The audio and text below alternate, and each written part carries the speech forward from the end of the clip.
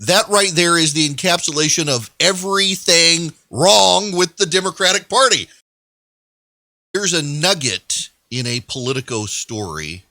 I mentioned to you yesterday about the meltdown of the Democrats in Florida, and there is just a perfect encapsulation of the problems the Democrats have. You know, they lost the Hispanic vote in Florida to Donald Trump and the Republicans. You know, the bigot, racist, homophobe Donald Trump actually won the Hispanic vote in Florida. The Republicans did remarkably well, and I'm not talking the Cuban Hispanic vote. I'm talking the non-Cuban Hispanic vote went for the Republicans in Florida at the highest rate they've ever done. It cost the Democrats congressional seats in Florida. It cost the Democrats some state house and state senate seats. And so, do you know what their solution is? Hang on a second. Hang on. I gotta find the story. Are you ready? Democrats said they had learned from the lessons of the past in 2018 after they watched Gillum lose to DeSantis and de facto party leader Senator Ben Nelson lose to Republican Governor Rick Scott. Party leaders that year established the Path to Power Commission, which was tasked with figuring out what went wrong and making recommendations. The party should hire a pollster or conduct a focus group to help craft nuanced messaging to the Latinx community, read the final report crafted by the Path to Power Commission. Better training must be developed to engage Latinx voters and develop messages that appeal to this diverse group. That right there is the encapsulation of everything wrong with the Democratic Party. That they actually, you know, the people who use Latinx, it's the 3% of America that teaches in academic institutions and have corncob pipes up their butts. I mean, that's it.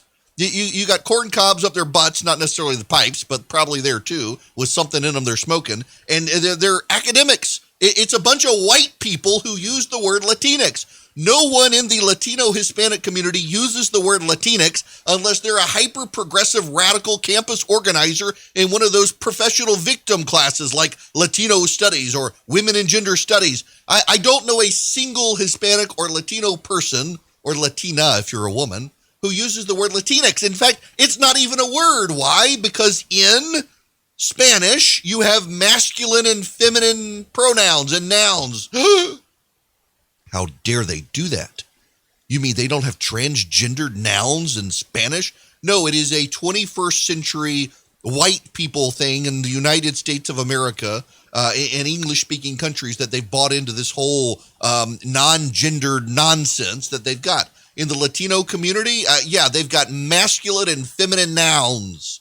And you don't end words with X, but white people academics do when you can't even, how can you relate to people when you make up a demographic term for them that offends their language structure?